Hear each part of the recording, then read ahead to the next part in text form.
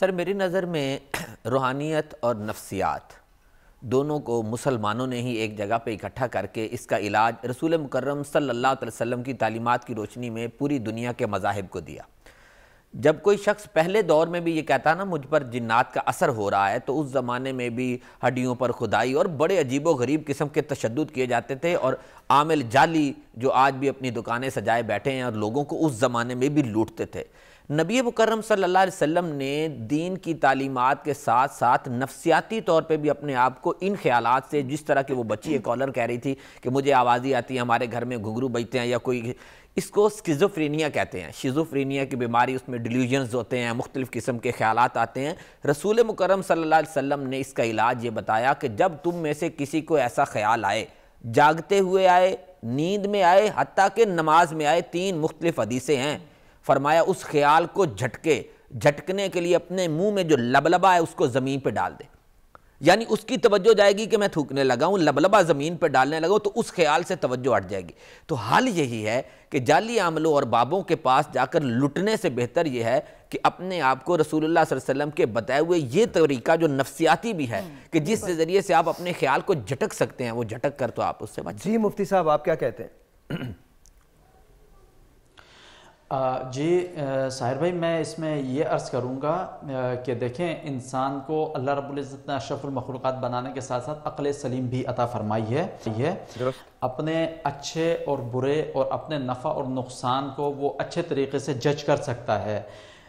سب سے پہلے تو میں یہ کہوں گا کہ کوئی بندہ مثال کے طور پہ بیمار ہوتا ہے، بخار ہو گیا اس کو، اب وہ ٹھنڈا پانی بھی پی رہا ہے اور بخار کی شکایت بھی کر رہا ہے۔ عقل مندی کا تقاضا یہ ہے کہ پہلے وہ ٹھنڈے پانی سے بچے، بخار کے جو اسباب ہیں جن کے ذریعے سے بخار ہوتا ہے ان تمام چیزوں سے بچے، پھر اس کا علاج کرے، دوائی لے، انشاءاللہ اللہ تعالیٰ شفا عطا فرمائے گا۔ اسی طریقے سے جنات کے معاملات اور دیگر روحانی مسائل جتنے بھی ہیں ان کے لیے ضروری ہے سب سے پہلے ہم برے کاموں کو چھوڑ کے اللہ اور اس کے رسول کی طرف آئیں، نماز روزے کی پابندی کریں، پاکی ناپاکی کا خاص طور پر خیال رکھیں اور کوشش کریں کہ ہر وقت باوضو رہیں۔ ان تمام چیزوں کو اختیار کرنے کے بعد 90% ہمارے جنات یہیں مر جائیں گے۔ بہت شکریہ۔ اب 10% جو ہے اس کے لیے سرکار دو عالم صلی اللہ علیہ وسلم نے سورہ فلق، سورہ ناس، آیت الکرسی اور دیگر بے شمار چیزیں ہمارے سامنے موجود ہیں جن پر ہم عمل کر کے ان تمام چیزوں سے محفوظ رہ سکتے ہیں۔ اچھا، لیٹس ٹاک ٹو زاہد بھائی۔ زاہد بھائی السلام علیکم، کیسے ہیں آپ؟ زاہد بھائی آپ کے ساتھ کبھی کوئی ایسا ایکسپیرینس ہوا ہے؟ جی ہوا ہے۔ کیسے؟ ایکچولی وائف کے ساتھ ہی تھا، وہ پرانے شہر، اندرون شہر میں رہتے تھے، ٹھیک ہے، تو گھر جو انسان ہے وہ بہت زیادہ پرانا تھا، ٹھیک ہے، تو اس گھر میں تھے چھوٹے چھوٹے جنات کے تھے اوپر والے پورشنز میں۔ کبھی آپ نے دیکھے؟ میں نے کوئی نہیں دیکھے، ٹھیک ہے، ٹھیک ہے، کیونکہ وہی بتاتی ہوتی تھی، وہی کرتی تھی۔ اس کے بعد جب ایک ایکسپیرینس تھا میرا کہ جی جب شادی ہوئی، شادی کے بعد آئے تو وہ رات کو کہتے تھے کہ میرے کانوں میں کوئی ڈھول بجاتا ہے۔ انفارچونیٹلی میں نا اس کی جگہ پہ سویا اس دن اور وہ ادھر سائڈ بائی سائڈ ہو گئے، تو جن واقعی ریئلی اس میں تھا۔ پھر ہم ایک عامل کے پاس گئے، تو وہ عامل صاحب جو ان سے تھا نا وہ نایاب تھے جی، ساؤتھ افریقہ کے جنگلات سے ہم لے کے آئے ہیں جی، میں کر کے آیا ہوں، چلے کاٹ کے آیا ہوں۔ تو وہ جناب کالا علم اور روحانی علم دونوں کو ملا کے کرتا تھا، اور وہ بڑا ہی ڈینجرس تھا۔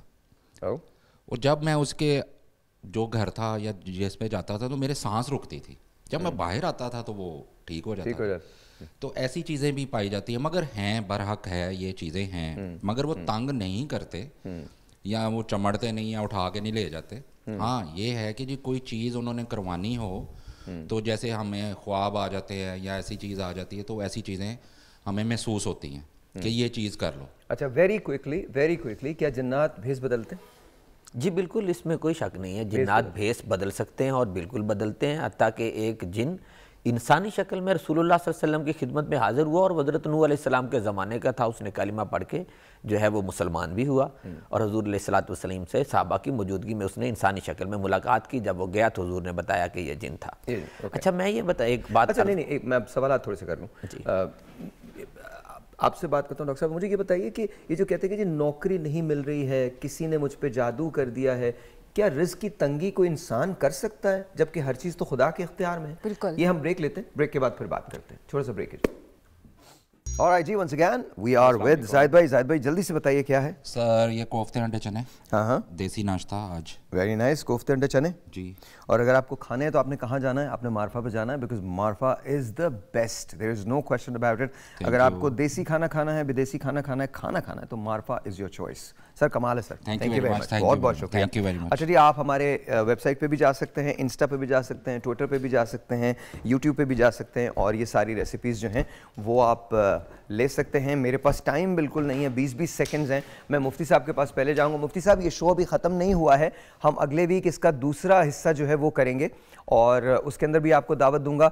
बस कुछ जाने से पहले 20 सेकंड के अंदर जो आप कहना चाहें वो कह दें, फिर हम अगले हफ्ते से यहीं से शुरू करेंगे जहां से हम आज ख़त्म कर रहे हैं। Please sir. जी बिल्कुल, मैं यही अर्ज़ करना चाहूँगा कि देखें, जिन्नात के हवाले से चूँकि प्रोग्राम था तो जिन्नात के ऊपर ईमान और यकीन रखना बेइंतहा ज़रूरी है, हमारे लिए जुज़्व ईमान है, क्योंकि कुरान में ज़िक्र, अगर इसका इनकार करते हैं तो कुरान का इनकार होता है।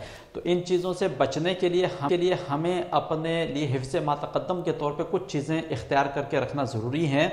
उसके लिए अपने आप को स्ट्रॉन्ग करें। सबसे पहले डर और खौफ, मामूली चीज़ों के ऊपर नहीं डरना चाहिए, हल्की सी आहट कहीं हो जाए हम डर जाएँ, इन चीज़ों से बचना है, हमें स्ट्रॉन्ग करना है अपना, और बावुज़ू रहें, पाक साफ रहें। आज जुम्मतुल मुबारक है, जुम्मतुल मुबारक के दिन की मुनासबत से बावुज़ू रहते हुए कोशिश करें कि जब कभी भी नापाकी वाले मामलात हों, फ़ौरन अपने कपड़े, बदन, जिस्म, ये सब चीज़ें साफ़ कर लें।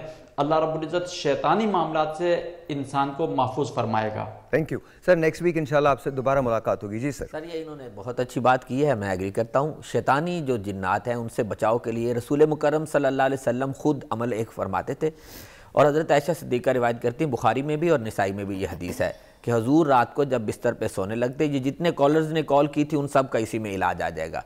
तो बिस्तर पे जब आराम के लिए तशरीफ़ ले जाते तो आखिरी तीनों सूरतें, कुल हुवल्लाहु अहद, कुल औज़ु बिरब्बिल फलक और कुल औज़ु बिरब्बिन नास, तीनों को तिलावत करते, दोनों हाथों पे फूंक मार के सर की तरफ से शुरू करके जिस्म पे फेर के आराम फरमा हो जाते। बहुत शुक्रिया जी मैम, 20 सेकंड्स। मेरा ये मशवरा है कि अगर आपके साथ कोई भी ऐसा ज़हनी आर्ज़ा होता है तो आप ज़रूर दुरुस्त तशख़ीस की तरफ जाएँ।